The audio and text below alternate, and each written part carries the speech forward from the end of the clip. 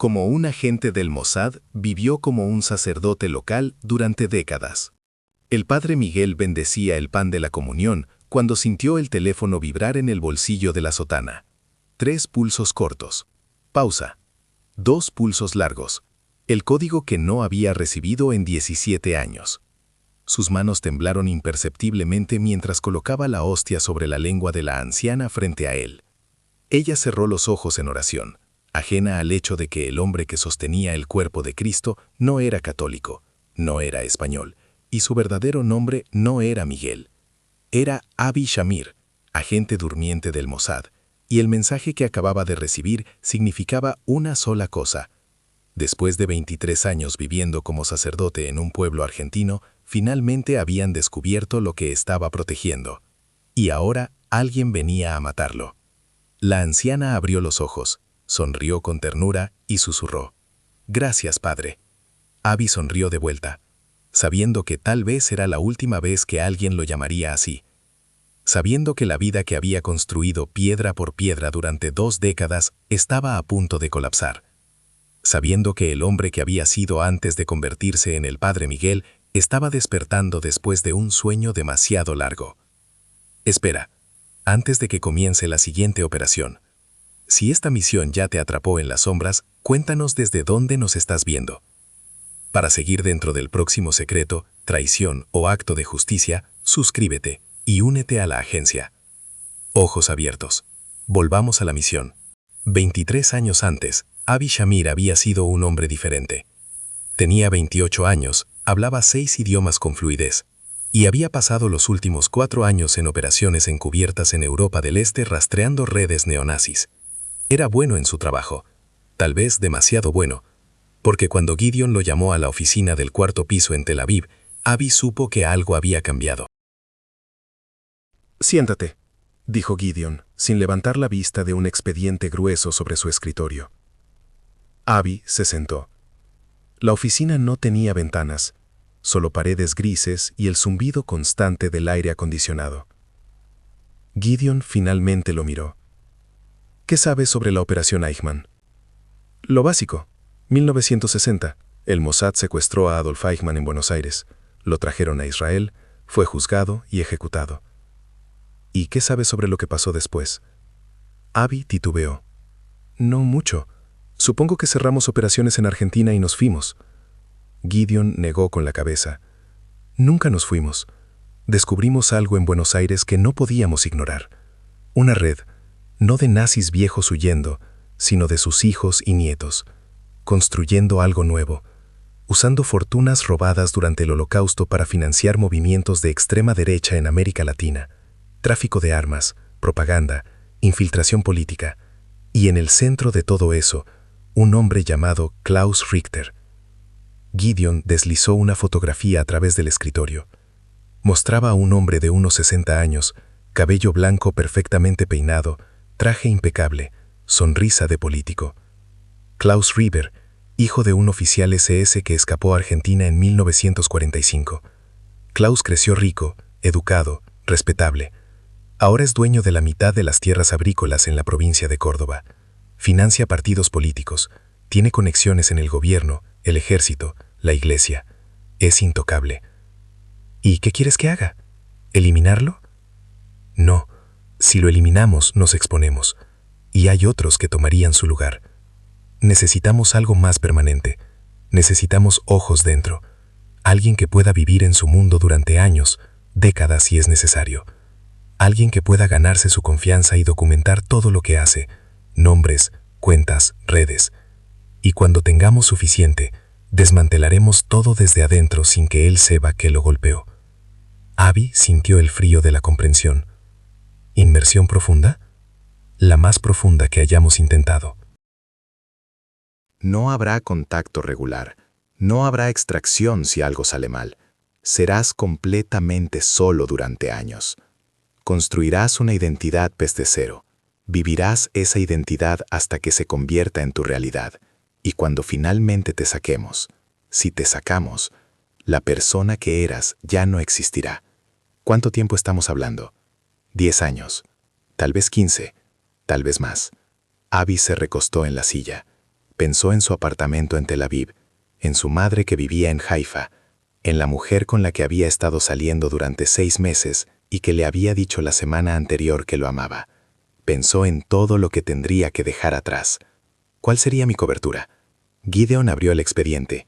Dentro había documentos de identidad, certificados, fotografías. Miguel Ángel Cordero, español, nacido en Salamanca en 1964, huérfano a los 12 años, criado por los jesuitas, ordenado sacerdote en 1990, asignado a una parroquia en San Rafael, provincia de Mendoza, Argentina, a 400 kilómetros de Córdoba, lo suficientemente cerca para moverse en los círculos correctos, lo suficientemente lejos para no levantar sospechas inmediatas. No soy católico. Lo serás. Pasarás 2 años en formación intensiva. Aprenderás liturgia, teología, historia de la Iglesia, memorizar la Biblia, practicar sacramentos. Cuando llegues a Argentina, serás más sacerdote que la mayoría de los sacerdotes. ¿Y si no puedo hacerlo? Si no puedo fingir fe que no tengo. Gideon lo miró con una expresión que mezclaba comprensión y algo más oscuro. No estarás fingiendo. Para que esto funcione, tendrás que creer, al menos parte de ti. Tendrás que convertirte en el Padre Miguel de verdad, porque las personas sienten el engaño, pero si crees en tu propia historia, nadie más la cuestionará. Abby sintió vértigo, no por miedo, sino por la enormidad de lo que Gideon estaba pidiendo. ¿Por qué yo? Porque tienes algo que otros operativos no tienen. Empatía.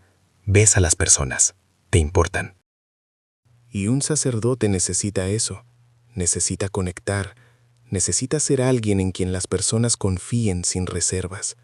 Tú puedes ser esa persona. ¿Y mi familia? Tu madre recibirá una historia. Misión de largo plazo en Europa.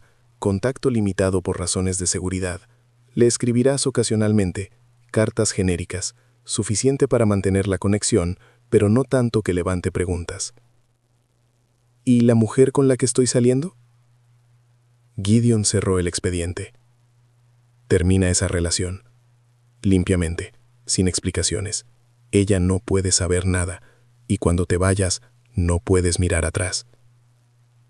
Abby cerró los ojos. Pensó en Sara, en sus ojos oscuros, en la forma en que se reía cuando él intentaba cocinar y fallaba miserablemente, en cómo le había dicho «te amo» mientras caminaban por la playa en Tel Aviv al atardecer. ¿Cuándo tendría que decidir? Ahora. ¿Ahora? El padre Miguel tiene que estar en Argentina en 2 años. El internamiento empieza la próxima semana. Si dices que sí, sales de esta oficina como una persona diferente. Si dices que no, esta conversación nunca sucedió y te asignamos a otra cosa. Abby abrió los ojos, miró el expediente sobre el escritorio, miró a Gideon. ¿Realmente crees que puedo hacer esto? Sí, pero la pregunta real es, ¿tú crees que puedes? Abby respiró profundo. Pensó en su abuelo, que había sobrevivido a Auschwitz.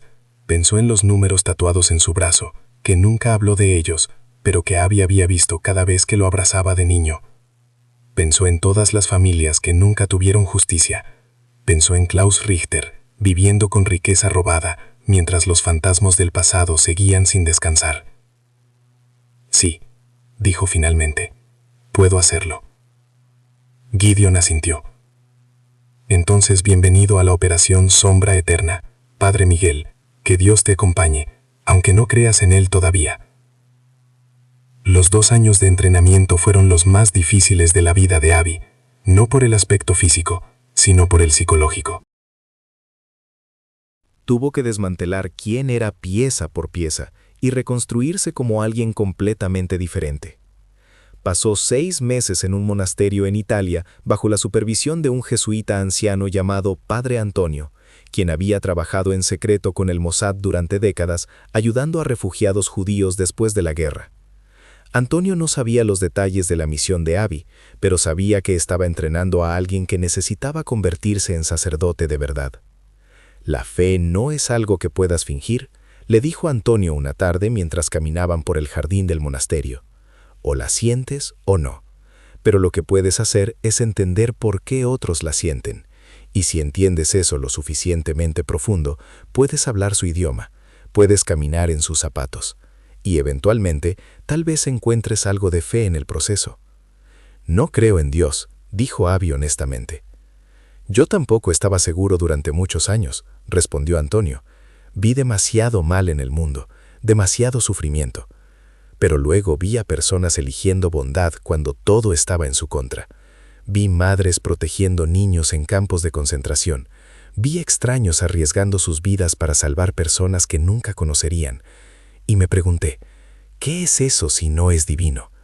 Tal vez Dios no es el viejo con barba en el cielo. Tal vez Dios es la chispa que hace que las personas elijan amor sobre odio cuando sería más fácil rendirse. Abby no respondió, pero las palabras quedaron con él. Memorizó el catecismo, aprendió liturgia en latín y español, practicaba misas hasta que cada movimiento era instintivo. Estudió teología, filosofía, historia de la Iglesia, leyó a San Agustín, Tomás de Aquino, Teresa de Ávila. Y lentamente, sin darse cuenta de cuándo sucedió exactamente, algo cambió. No fe completa, pero una apertura, una comprensión de por qué las personas necesitaban creer en algo más grande que ellas mismas. También tuvo que aprender a ser español. Pasó meses en Salamanca perfeccionando el acento castellano, aprendiendo modismos locales, memorizando calles de la ciudad donde supuestamente había crecido. Visitó la catedral donde supuestamente lo habían ordenado.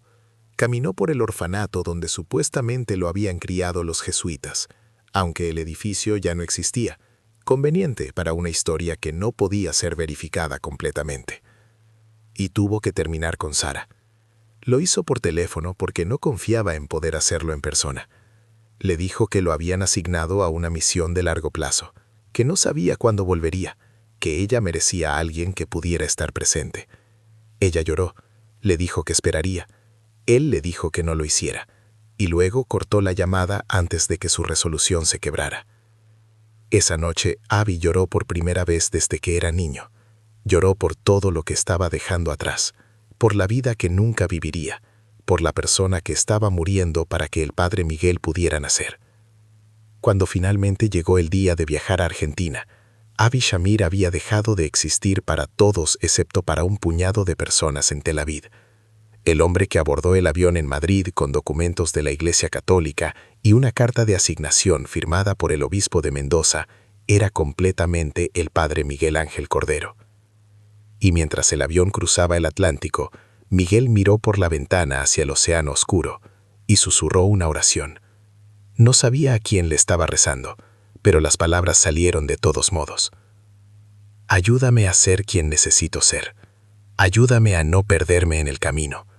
Y si algún día regreso, ayúdame a recordar quién era antes de que todo esto comenzara.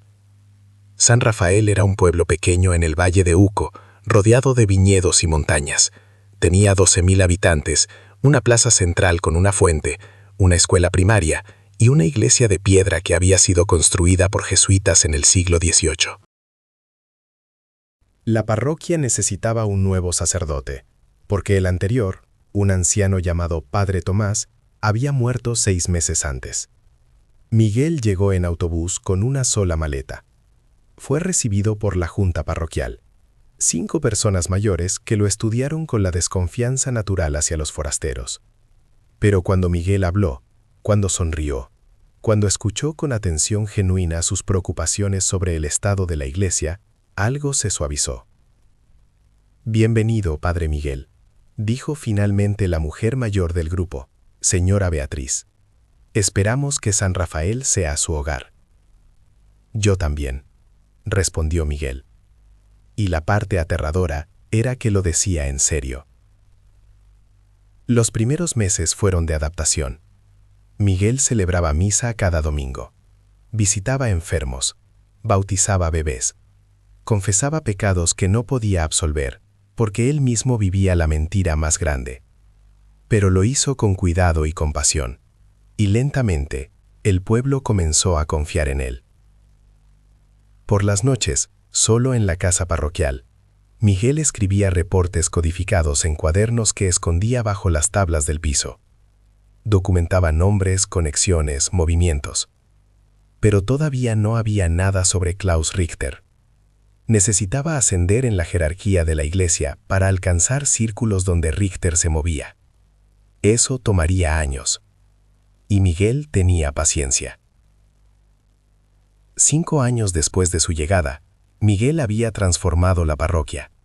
Había organizado programas para jóvenes. Había iniciado un comedor comunitario. Había renovado la iglesia con fondos que había conseguido persuadiendo a familias adineradas de la región. Era respetado, querido. Y cuando el obispo de Mendoza visitó San Rafael para una confirmación masiva, quedó impresionado. «Ha hecho un trabajo extraordinario aquí, Padre Miguel», le dijo el obispo durante la cena en la casa parroquial.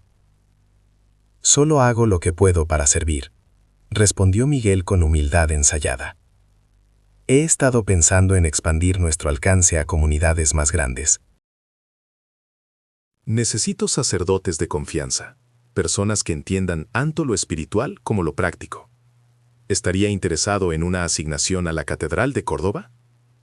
Miguel sintió su pulso acelerarse. Córdoba, la ciudad donde Klaus Richter vivía, donde se movía en los círculos de poder, donde finalmente podría cumplir su misión. Sería un honor, Excelencia. Bien, le haré saber cuándo hay una posición disponible. 2 años después, Miguel fue trasladado a Córdoba como asistente del párroco de la Catedral Metropolitana. Era 2001. Había estado en Argentina 7 años. Había vivido como el Padre Miguel más tiempo del que había vivido como Abby haciendo algunas cosas.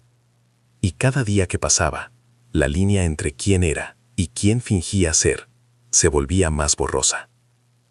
En Córdoba, Miguel ascendió rápidamente. Era inteligente, carismático, confiable. Organizaba eventos de caridad que atraían a la élite local. Y entre esas élites, finalmente, apareció Klaus Richter. El primer encuentro fue en una gala benéfica para un hospital infantil. Richter llegó con su esposa, una mujer elegante de 60 años con joyas que probablemente valían más que todo lo que Miguel poseía. Richter donó $50,000, con la facilidad de quien cuenta cambio. Miguel se acercó después de la ceremonia de donación. «Señor Richter, su generosidad es inspiradora». Richter lo estudió con ojos azules que parecían calcular valor. «¿Y usted es?» «Padre Miguel Cordero. Trabajo en la catedral». «Español, ¿verdad? Escucho el acento». «Sí, pero Argentina es mi hogar ahora». Richter sonrió. Era una sonrisa que no alcanzaba los ojos. «Los mejores argentinos somos los que vinimos de otros lugares. Esta tierra nos adoptó cuando Europa nos dio la espalda». Miguel entendió el subtexto.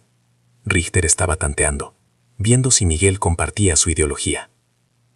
«Todos buscamos refugio donde podemos encontrarlo», respondió Miguel cuidadosamente. «Lo importante es lo que hacemos con la oportunidad que se nos da». «Exactamente. Me agrada usted, padre. Deberíamos hablar más. ¿Estaría disponible para cenar en mi casa la próxima semana?» «Sería un placer». Así comenzó la infiltración real. Durante los siguientes 5 años, Miguel se convirtió en el confesor personal de Klaus Richter. No porque Richter fuera religioso, sino porque un sacerdote era útil. Un sacerdote podía legitimar, podía bendecir, podía guardar secretos bajo el sello de confesión. Miguel escuchó cosas que le helaron la sangre. Escuchó sobre envíos de armas a grupos paramilitares, sobre cuentas bancarias en Suiza, con números que probablemente rastreaban hasta oro robado de víctimas del Holocausto, sobre planes para infiltrar el gobierno provincial, sobre conexiones con movimientos neonazis en Europa. Y todo lo documentaba. Cada nombre, cada número, cada detalle. En código, en cuadernos que escondía, en mensajes ocasionales que enviaba a través de canales tan encubiertos que ni siquiera Richter, con toda su paranoia, los detectaba. Pero el costo era alto. Miguel vivía en Córdoba, en un apartamento pequeño provisto por la iglesia. Celebraba misa, confesaba pecados, visitaba enfermos, bautizaba, casaba, enterraba. y cada acto de servicio genuino lo ataba más profundamente a la vida que supuestamente estaba fingiendo. Conoció a una mujer llamada Elena. Era maestra de escuela, voluntaria en la parroquia. Tenía ojos gentiles y una risa que hacía que Miguel olvidara por momentos quién realmente era. Ella lo buscaba después de las misas, le traía comida casera, le preguntaba sobre su día. Y Miguel supo que ella sentía algo por él. Una tarde, Elena se quedó después de que todos se habían ido. Lo ayudó a organizar sillas en la sala parroquial. «Padre Miguel», dijo finalmente, sin mirarlo, ¿alguna vez se arrepiente de haber elegido este camino? Miguel dejó de mover sillas. ¿A qué se refiere? A ser sacerdote. A estar solo, a no poder tener una familia. Miguel sintió el peso de la pregunta. A veces, admitió, pero todos hacemos sacrificios por lo que creemos correcto. ¿Y si lo que cree correcto cambia? Ella finalmente lo miró. Había lágrimas en sus ojos. Miguel caminó hacia ella. Cada instinto le decía que la abrazara, que le dijera la verdad, que le dijera que no era realmente sacerdote, que podría dejar todo y ser solo un hombre con ella. Pero no podía. Elena, dijo suavemente, usted es una mujer extraordinaria. Cualquier hombre sería afortunado de tenerla en su vida. Pero yo hice votos. Y aunque a veces sean difíciles, son votos que no puedo romper. Ella asintió. Se limpió las lágrimas. Lo siento. No debí decir nada. No se disculpe. Es humano sentir. Es humano querer conexión. Pero algunas veces, las conexiones que más importan son las que no podemos tener. Elena se fue. Miguel nunca volvió a hablar con ella a solas. La vio ocasionalmente en misa. Siempre sonreía. Siempre era amable. Pero algo se había roto entre ellos. Y Miguel cargó esa fractura como otra cicatriz invisible. Los años siguieron pasando. 2005, 2010, 2015. Miguel había estado en Argentina 20 años. Había vivido como sacerdote más tiempo del que había vivido como agente del Mossad. Su madre había muerto en 2008. Le llegó la noticia por un mensaje codificado escondido en una revista que un turista israelí le entregó casualmente en un café. No pudo ir al funeral. No pudo llorar en público. Solo pudo encerrarse en su apartamento y llorar solo, sabiendo que había sacrificado incluso la despedida final. Klaus Richter envejecía. Tenía casi 90 años, pero su red seguía activa, ahora manejada por su hijo Gunther y su nieto Christian. Miguel documentaba todo. Esperaba la señal de extracción que nunca llegaba, hasta que un día llegó algo diferente. Era 2015. Miguel tenía 51 años. Llevaba 23 años siendo el padre Miguel. Y un turista que visitó la catedral le deslizó discretamente una nota en el confesionario. El mensaje era simple. Klaus murió. Misión cumplida.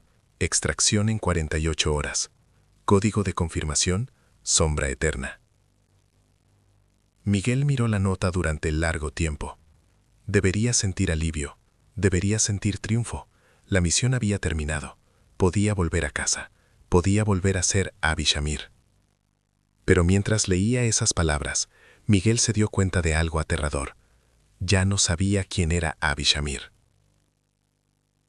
La noche antes de la extracción programada, Miguel caminó por las calles de Córdoba. Pasó por lugares que habían sido parte de su vida durante 2 décadas. La panadería donde compraba pan cada mañana, el parque donde leía los domingos, la escuela donde había dado clases de catecismo a generaciones de niños. Se detuvo frente a la catedral. Las piedras antiguas brillaban bajo la luz de las farolas. Había celebrado cientos de misas allí. Había consolado a viudas. Había bendecido matrimonios. Había sostenido bebés recién bautizados. Todo había sido parte de una operación de inteligencia, pero también había sido real. Las lágrimas eran reales, las sonrisas eran reales, el consuelo que había ofrecido era real. ¿Cómo dejaba eso atrás? Entró a la catedral. Estaba vacía, solo velas votivas parpadeando en la oscuridad. Se arrodilló en un banco, no para rezar exactamente, pero para pensar. «Padre Miguel», la voz lo sobresaltó. Se dio vuelta. Era Beatriz, la misma mujer que lo había recibido en San Rafael 23 años atrás. Ahora tenía más de 80 años. Se había mudado a Córdoba para estar cerca de su hija. «Señora Beatriz, ¿qué hace aquí tan tarde? Podría preguntarle lo mismo, padre». Ella se sentó en el banco junto a él. «¿Está preocupado por algo?». Miguel no sabía qué decir. No podía contarle la verdad, pero tampoco quería mentir más de lo necesario. «Estoy pensando en el futuro», dijo finalmente. ¿Le han ofrecido una nueva asignación? Algo así. Beatriz asintió sabiamente. ¿Sabe? Cuando usted llegó a San Rafael, yo no confiaba en usted. Pensé, este español joven no va a durar un año. No va a entender nuestra manera de ser. Pero me equivoqué. Usted entendió. Usted se quedó. Se convirtió en uno de nosotros. Ustedes me acogieron. Y usted nos cuidó. ¿Recuerda cuando mi esposo estaba muriendo? Usted se sentó con él todas las noches durante una semana. Le leyó, le habló, le sostuvo la mano. No porque era su deber, porque le importaba. Miguel recordaba. Recordaba al anciano delgado en la cama del hospital. Recordaba leerle el Salmo 23. Recordaba cómo el hombre había apretado su mano en el último momento y había susurrado, «Gracias». «Fue un honor estar allí», dijo Miguel. «Y por eso», continuó Beatriz, «quiero que sepa algo. Sea donde sea que vaya, lleva nuestra gratitud, lleva nuestro amor. Usted nos dio algo que ningún otro sacerdote nos dio, la sensación de que realmente le importábamos». Miguel sintió lágrimas quemando sus ojos. «Ustedes me importan, más de lo que pueden saber». Beatriz le palmeó la mano. «Entonces no se olvide de nosotros, donde sea que lo lleve su camino». «Nunca», prometió Miguel. Y sabía que era verdad. Nunca podría olvidar. Porque el padre Miguel no había sido solo una cobertura. Había sido real. Era real. Y eso era el problema. Después de que Beatriz se fue, Miguel se quedó solo en la catedral. Sacó el teléfono del bolsillo, el que nunca usaba, el que había estado apagado durante años. Lo encendió. Marcó un número que había memorizado 2 décadas atrás. Después de varios tonos, una voz respondió en hebreo. Identificación. Sombra eterna. Código de confirmación. Avi Shamir. Necesito hablar con Gideon. Espere. 1 minuto después, la voz familiar de Gideon, ahora mucho más anciana, llenó la línea. Avi, finalmente. ¿Qué pasó con esperar 48 horas para la extracción? Tenemos un problema. Klaus murió, sí. Pero antes de morir, le dijo algo a su nieto Christian. No sabemos qué exactamente, pero nuestros contactos indican que Christian está investigando. Cree que hay un infiltrado y está mirando en tu dirección. Miguel sintió frío expandirse por su pecho. ¿Cuánto tiempo tengo? No lo sabemos. Podría ser días, podría ser horas. Necesitamos sacarte ahora. Y toda la información que recopilé, ya la tenemos. Los cuadernos que escondiste fueron recuperados hace años por nuestros equipos. Tuvimos suficiente para comenzar a desmantelar la red hace una década, pero te dejamos allí porque era seguro, porque nadie sospechaba. Ahora eso cambió. Miguel cerró los ojos. 23 años. Lo sé. Y lo siento. Sé que no fue lo que prometimos, pero la información que proporcionaste salvó vidas. Desmantelamos 3 células terroristas. Congelamos cuentas que financiaban grupos de odio en 5 países. Todo gracias a ti. Eso hace que valiera la pena. Gideon guardó silencio por un momento. Eso solo puedes responderlo tú, Avi. Pero si me preguntas, te diré que hiciste algo que ningún otro agente podría haber hecho. Te sacrificaste completamente. Y ese sacrificio significó algo. ¿Y ahora qué? Ahora vienes a casa. El equipo de extracción te recogerá mañana a las 3 a.m. Punto de encuentro, la plaza frente a la catedral. Llevarás solo lo que puedas cargar en una mochila pequeña. Nada que pueda identificarte como el padre Miguel. Desaparecerás sin dejar rastro. ¿Y la gente aquí? ¿Qué van a pensar? Plantaremos una historia. El padre Miguel recibió una emergencia familiar en España. Tuvo que irse repentinamente. Con el tiempo, enviaremos documentación que confirme que murió en un accidente de auto en Madrid. La iglesia hará un servicio memorial, y el padre Miguel se convertirá en un recuerdo. Y yo vuelvo a ser Abby Shamir. Sí, aunque... Abby, necesitas saber algo. La persona que eras en 1992 ya no existe. Has vivido otra vida durante 2 décadas. Eso te cambió. No puedes simplemente regresar y pretender que nada pasó. Habrá terapia, transición, tiempo para procesar. ¿Y si no quiero volver? Gideon suspiró. ¿Estás diciendo que quieres quedarte? Miguel miró alrededor de la catedral. Las velas, las estatuas, los bancos gastados por generaciones de fieles. No lo sé. Solo sé que la persona que sube a ese avión mañana no va a ser completamente Abby Shamir, ni completamente el padre Miguel. Va a ser alguien intermedio, y no sé cómo vivir como esa persona. Entonces descúbrelo cuando estés seguro. Ahora mismo necesitas salir de Argentina antes de que Christian Richter decida que eres una amenaza que necesita eliminar. ¿Entendido? Entendido. Buena suerte, Abby. Nos vemos pronto. La línea se cortó. Miguel se quedó sentado en la catedral durante horas. Cuando finalmente salió, el sol estaba comenzando a salir. Caminó de regreso a su apartamento. Empacó una mochila pequeña. Ropa, documentos, nada sentimental porque el padre Miguel no podía llevarse recuerdos. A las 2:45 a.m. salió del apartamento por última vez. Dejó las llaves en la mesa. Dejó una nota breve. Emergencia familiar. Tuve que irme. Que Dios los bendiga a todos. Caminó hacia la plaza. Estaba vacía a esa hora. Solo farolas amarillas y el sonido de sus pasos sobre el pavimento. A las 3 en punto exactamente, un automóvil negro se detuvo frente a él. La puerta trasera se abrió. Una mujer de unos 40 años con acento israelí dijo: «Sube, Abby, es hora de ir a casa». Miguel miró hacia la catedral una última vez, luego subió al auto. La puerta se cerró, el auto arrancó, y el padre Miguel Ángel Cordero desapareció en la noche como un fantasma. El vuelo de regreso a Israel fue largo. Miguel, no, Abby ahora, tenía que recordarse que era Abby, no habló durante el viaje. La mujer del auto, que se identificó solo como Noah, le explicó el procedimiento. Lo llevarían a una instalación de transición en las afueras de Tel Aviv. Pasaría semanas allí. Debriefing, evaluación psicológica, reintegración gradual.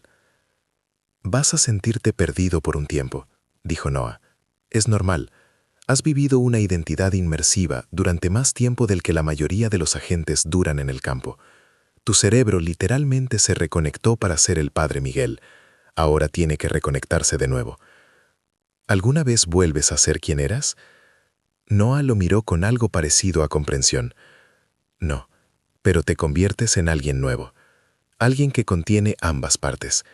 Eventualmente aprendes a vivir con eso». Cuando el avión aterrizó en Tel Aviv, Abby bajó a un Israel que ya no reconocía completamente. Había cambiado durante 23 años. Edificios nuevos, tecnología nueva. Personas que caminaban mirando teléfonos inteligentes que apenas existían cuando se fue.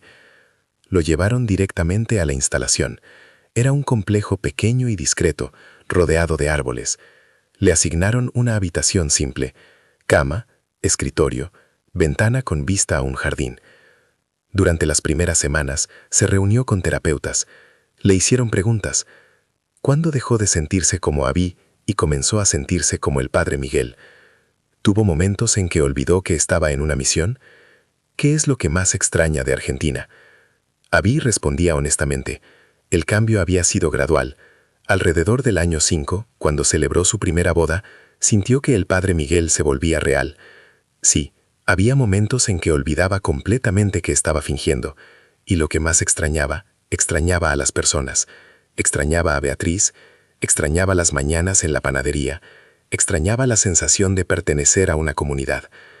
Eso es identidad de grupo, explicó uno de los terapeutas. Evolucionaste de agente solitario a miembro integral de una comunidad. Eso crea vínculos neurológicos profundos. No puedes simplemente apagarlos. Entonces, ¿qué hago? Encuentras una nueva comunidad, aquí, en Israel, pero va a tomar tiempo. Los meses pasaron. Abby se reintegró lentamente. Visitó a su hermana, que apenas lo recordaba, porque tenía 11 años cuando se fue. Caminó por las calles de Tel Aviv como turista en su propio país. Intentó conectar con viejos amigos, pero las conversaciones se sentían huecas. Ellos habían vivido vidas normales, habían envejecido, se habían casado, tenían hijos. Abby tenía, ¿qué? 23 años de recuerdos que no podía compartir con nadie excepto terapeutas. Un día, 6 meses después de su regreso, estaba caminando por el mercado de Carmel cuando escuchó español. Se dio vuelta. Era una familia de turistas argentinos. Hablaban el acento inconfundible de Córdoba. Abby la siguió sin pensar. Solo quería escuchar el idioma. Quería sentirse cerca de algo familiar. Cuando la familia entró a un café, Abby se sentó en una mesa cercana y pidió un café en español perfecto. La mesera, también argentina, sonrió. ¿De dónde eres? Abby casi dijo Córdoba. Casi dijo, soy sacerdote en la catedral. Casi volvió a ser el padre Miguel. Pero se detuvo. He vivido en muchos lugares, dijo finalmente. La mesera asintió y se fue. Abby se quedó mirando su café. Se dio cuenta de que había ordenado exactamente como el padre Miguel lo hacía cada mañana en Argentina, sin azúcar, con un vaso de agua al lado. Ese día volvió a la instalación y le dijo a su terapeuta: «Creo que nunca voy a dejar de ser el padre Miguel completamente». «No», respondió el terapeuta, «pero puedes aprender a ser Abby también. Puedes contener ambas identidades. Puedes honrar lo que el padre Miguel significó mientras construyes una vida como Abby. ¿Y si no sé cómo hacer eso? Entonces lo descubrimos juntos». 5 años después, Abby había encontrado algo parecido al equilibrio. Trabajaba como instructor para agentes de inmersión profunda, enseñándoles cómo mantener identidades bajo presión extrema. También trabajaba medio tiempo como consejero voluntario para veteranos de operaciones encubiertas que luchaban con la reintegración. No se había casado. No había podido conectar románticamente con nadie. Pero había encontrado propósito en ayudar a otros que entendían lo que era vivir entre identidades. Todavía pensaba en Argentina todos los días. Todavía hablaba español en casa.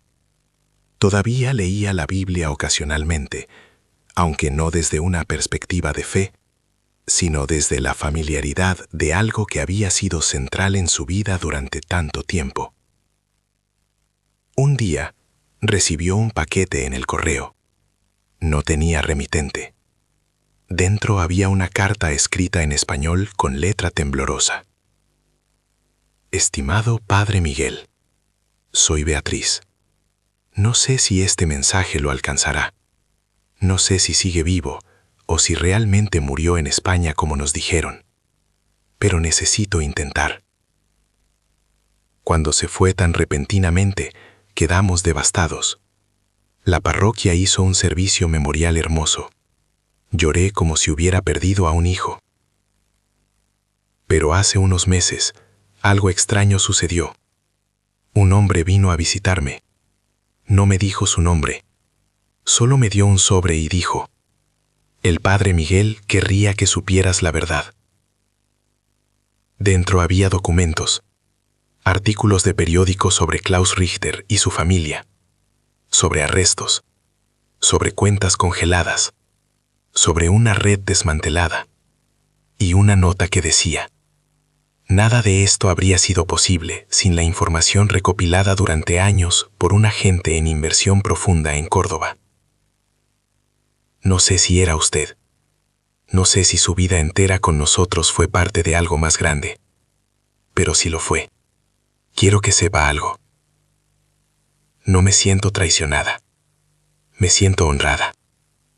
Porque si usted pasó años fingiendo fe para detener el mal, eso significa que entendió algo que muchos sacerdotes reales no entienden, que la fe sin acción no significa nada. Que servir a otros, incluso cuando duele, es lo más divino que un ser humano puede hacer. Usted nos cuidó, nos amó, y si todo eso fue parte de una misión, solo lo hace más extraordinario, porque significa que cada acto de bondad que mostró era más difícil de lo que pensábamos. Era contra su entrenamiento, contra su cobertura. Era real. No sé si alguna vez leerá esto, pero si lo hace, sepa que lo perdono por cualquier engaño y lo bendigo por cualquier sacrificio que hizo. Que encuentre paz, Padre, o sea quien sea realmente. Con amor eterno. Beatriz. Abby leyó la carta 3 veces. Luego la presionó contra su pecho y lloró.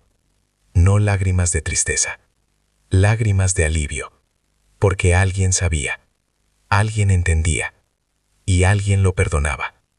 Esa noche, por primera vez en años, Abby durmió sin pesadillas. 10 años después de su regreso a Israel, Abby recibió una llamada de un número desconocido. Cuando contestó, una voz joven habló en español. Abby Shamir. Sí, ¿quién es? Mi nombre es Mateo. Soy de San Rafael, Argentina. Mi abuela fue Beatriz Fernández. Ella murió hace 3 meses. Abby sintió el peso de la pérdida como un puño en el pecho. Lo siento mucho. Gracias. Pero la razón por la que llamo es que mi abuela dejó algo para usted. Una caja. Me pidió que la enviara a esta dirección si ella moría. Llegará en los próximos días. ¿Qué hay en la caja? No lo sé. Estaba sellada. Pero había una nota adjunta que decía: para el Padre Miguel, quien me enseñó que la verdad más profunda no es la que decimos, sino la que vivimos. Mateo hizo una pausa. No sé qué significa eso, pero espero que usted sí. Yo también, susurró Abby. La caja llegó una semana después. Abby la abrió con manos temblorosas. Dentro había fotografías, fotos del pueblo, de la iglesia, de la parroquia, de Miguel celebrando misas, de Miguel con niños, de Miguel sonriendo. Y en el fondo, envuelta en papel de seda, había una estola sacerdotal. La que Miguel había usado durante años, con una nota bordada en el dobladillo, para que recuerdes que fuiste amado. Abby tuvo la estola contra su rostro. Olía a incienso y tiempo. Olía a recuerdos. Olía a una vida que había vivido y perdido. Y en ese momento, finalmente, hizo las paces con quien era. No era Abby Shamir el agente del Mossad. No era el padre Miguel Ángel Cordero, el sacerdote católico. Era ambos. Era ninguno. Era alguien nuevo, formado por todo lo que había experimentado. Era un hombre que había sacrificado décadas para proteger personas que nunca sabrían su nombre. Un hombre que había vivido fe que no tenía, para consolar a otros que sí la tenían. Un hombre que había amado una comunidad, mientras la usaba para cumplir una misión. Y eso era suficiente. Abby colgó la estola en su apartamento. La miraba cada mañana. Le recordaba que el sacrificio significaba algo, que el dolor tenía propósito, que incluso las mentiras más elaboradas podían contener verdades profundas. Y cuando jóvenes agentes le preguntaban si valía la pena hacer inmersión profunda, Abby les mostraba la estola y les decía: van a perder parte de sí mismos. Eso es inevitable. Pero si tienen suerte, ganarán algo también. Empatía, comprensión, la capacidad de ver humanidad en lugares donde nunca pensaron que existía. Y eso los hará mejores agentes, mejores personas. Aunque duela. Algunos entendían, otros aprenderían. Pero todos se iban sabiendo que el hombre frente a ellos había pagado el precio más alto que una gente puede pagar, su identidad misma. Y todavía estaba de pie, todavía servía, todavía creía en algo, aunque ya no sabía exactamente en qué. Y eso era suficiente. Siempre había sido suficiente. Años más tarde, cuando Avi era anciano y el Mossad le ofreció reconocimiento oficial por Operación Sombra Eterna, él rechazó. El padre Miguel nunca buscó reconocimiento, dijo, y no voy a traicionarlo ahora explotando su memoria. En su lugar pidió una sola cosa: que donaran en su nombre a la parroquia de San Rafael para un programa de jóvenes. La donación se hizo anónimamente. Nadie sabría nunca de dónde vino. Igual que nadie sabría nunca completamente quién había sido el padre Miguel. Y Avi estaba bien con eso. Porque algunas historias no son para ser contadas. Algunas vidas no son para ser celebradas públicamente. Algunas personas simplemente hacen lo que deben hacer y luego desaparecen en el silencio. Pero dejan huellas, en corazones, en comunidades, en un mundo que es ligeramente mejor porque alguien se sacrificó sin esperar agradecimiento. Y al final eso es todo lo que importa. No la gloria, no el reconocimiento, solo la certeza silenciosa de que significaste algo para alguien, aunque nunca sepan tu nombre real, aunque nunca entiendan completamente lo que sacrificaste, aunque vivas el resto de tu vida dividido entre quién eras y quién fingiste ser. Porque esa división es la marca del sacrificio más profundo, y ese sacrificio es lo que nos hace humanos. Fin de la operación. 5 años después, Avi había encontrado algo parecido al equilibrio. Trabajaba como instructor para agentes de inmersión profunda, enseñándoles cómo mantener identidades bajo presión extrema.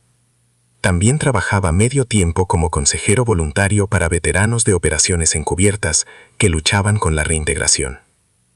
No se había casado, no había podido conectar románticamente con nadie, pero había encontrado propósito en ayudar a otros que entendían lo que era vivir entre identidades. Todavía pensaba en Argentina todos los días, todavía hablaba español en casa, todavía leía la Biblia ocasionalmente, aunque no desde una perspectiva de fe, sino desde la familiaridad de algo que había sido central en su vida durante tanto tiempo. Un día recibió un paquete en el correo. No tenía remitente. Dentro había una carta escrita en español con letra temblorosa. Estimado Padre Miguel, soy Beatriz. No sé si este mensaje lo alcanzará. No sé si sigue vivo o si realmente murió en España como nos dijeron. Pero necesito intentar. Cuando se fue tan repentinamente, quedamos devastados. La parroquia hizo un servicio memorial hermoso. Lloré como si hubiera perdido a un hijo. Pero hace unos meses, algo extraño sucedió. Un hombre vino a visitarme. No me dijo su nombre. Solo me dio un sobre y dijo: el padre Miguel querría que supieras la verdad. Dentro había documentos, artículos de periódicos sobre Klaus Rickblor y su familia, sobre arrestos, sobre cuentas congeladas, sobre una red desmantelada, y una nota que decía: nada de esto habría sido posible sin la información recopilada durante años por un agente en inmersión profunda en Córdoba. No sé si era usted. No sé si su vida entera con nosotros fue parte de algo más grande. Pero si lo fue, quiero que sepa algo. No me siento traicionada. Me siento honrada. Porque si usted pasó años fingiendo fe para detener el mal, eso significa que entendió algo que muchos sacerdotes reales no entienden. Que la fe sin acción no significa nada. Que servir a otros, incluso cuando duele, es lo más divino que un ser humano puede hacer. Usted nos cuidó, nos amó.